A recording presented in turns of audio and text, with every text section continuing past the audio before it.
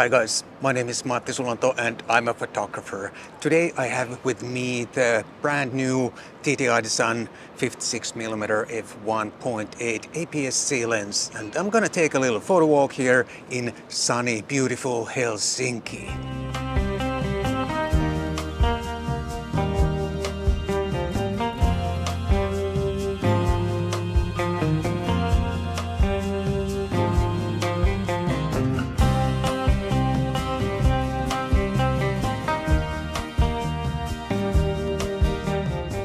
This is a brand new lens, and at the start this will be available for the Fuji X and Sony E mounts. But TTArtisan tells me that later on this will also become available for the Nikon Z mount.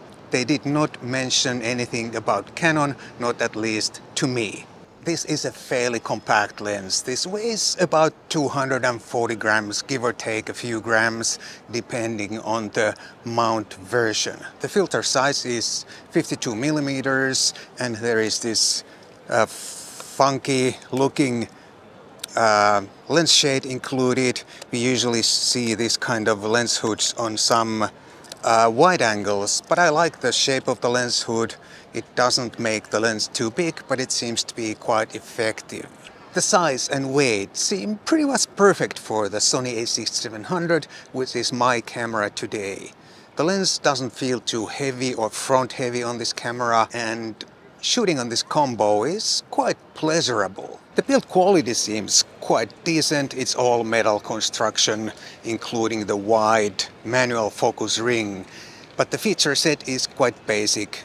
This is a budget lens after all. The price is under $160. There's no weather sealing, no aperturing, no programmable buttons or anything. The manual focus ring is the only control you have on this lens. When I was out there shooting, I forgot to mention this rear lens cap. It has a USB-C connector for any possible future firmware updates.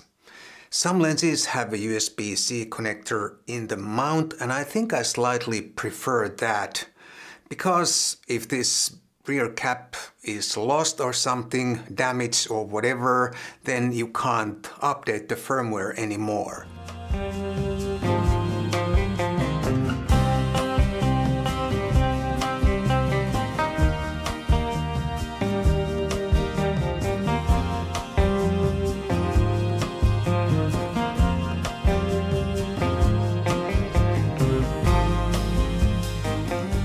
I use a short telephoto so rarely these days that I find it hard to pre-visualize my shots. If I see something that looks like a shot or a good composition, then I lift the camera to my eye.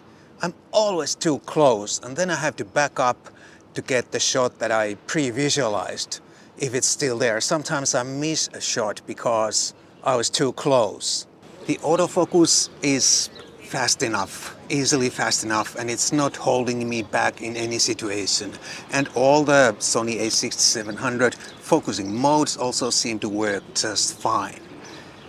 There is a manual focus available with the wide manual focus ring, but to be honest, I don't think you're going to need manual focus with this lens. The minimum focusing distance is 0.5 meters, which is good enough for some occasional close-ups. But of course, this is not a substitute for a macro lens. This lens does not have a stabilizer, and it relies on the IBIS of the camera body. However, you have to manually set up the focal length for the IBIS. I had some weirdly shaky pictures at quite fast shutter speeds, like 1/100th of a second. But as soon as I manually set the focal length for the IBIS to 55 millimeters, which is the nearest available focal length, it is a 56mm lens, all those issues went away. And it's interesting because all the EXIF data is moving between the lens and the camera, but for whatever reason the focal length is not transmitted to the IBIS of the camera. It's a minor inconvenience, and it's so easy to forget to change that. And if you happen to capture something that would otherwise be a keeper, but it's shaky because you forgot to set up the IBIS, it's a bit of a bummer.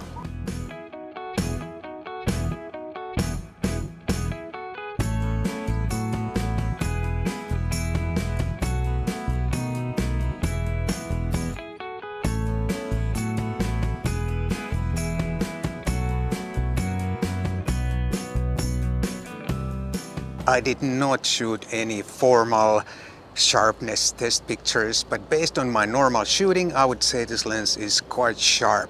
It's easily very sharp in the middle of the frame, already wide open, but especially the corners improve if you stop down slightly to about f2.8 or f4. And I think it was a wise decision to keep the maximum aperture at around f1.8 and not try something ambitious like f1.4 or f1.2, because usually those cheap f1.2 lenses are not that great optically, and f1.8 is easily fast enough for most purposes. And another benefit from the f1.8 maximum aperture is the reasonable size. Something like f1.2 would have made this lens huge compared to what it is now. I feel like talking about vignetting these days is pretty much pointless because it's so easy to correct in post without sacrificing too much image quality or hardly any image quality.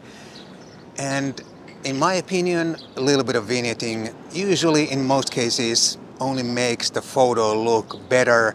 Another pretty much pointless topic these days, in my opinion, is the distortions, because pretty much every lens is software corrected these days, and those corrections usually don't visually degrade the image quality. I know some purists will disagree with me on this, but I don't mind or care how the distortions are corrected as long as there are no distracting distortions visible in my pictures.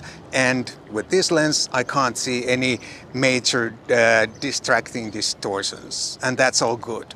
Chromatic aberrations instead are not a pointless topic, because in extreme cases they can be very distracting and also very difficult to correct in post.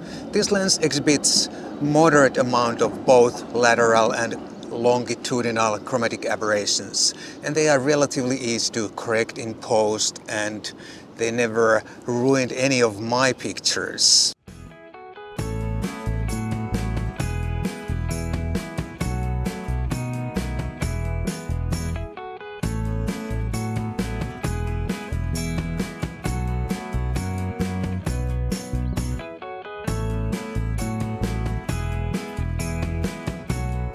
A strong backlight can be a minor problem in some situations, but I don't think it's a big issue and not any worse than on any similarly priced lens. So what is this good for, and who should buy this lens?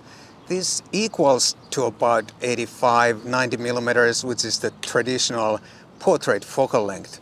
But I think these days, especially younger people, they don't appreciate this kind of a focal length for portraits anymore so much. I mean, when they are the subject of the portrait, I'm not talking about the photographers, I'm talking about the subjects or models, because they have been used to wide-angle selfie portraits, and they of course look very different from a portrait taken on a lens like this. But I think this would be perfect for street, landscape, and, well, anything if you like a short telephoto lens like this. The price is $158 US, which curiously seems to be some sort of a standard price for these budget lenses these days.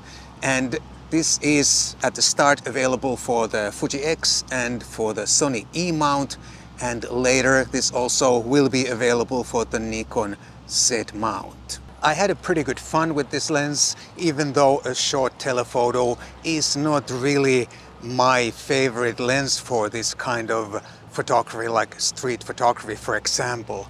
But if you are looking for a short telephoto lens for your Fuji X or Sony E camera, or later for your Nikon Z APS-C camera, I think this TTArtisan 56mm F1.8 lens is definitely worth a look. This is all I have for you in this video. If you like this, please consider buying me a cup of coffee. There's a link down below for that if you don't live in Finland. Thanks so much, and I'll definitely see you soon in the next video.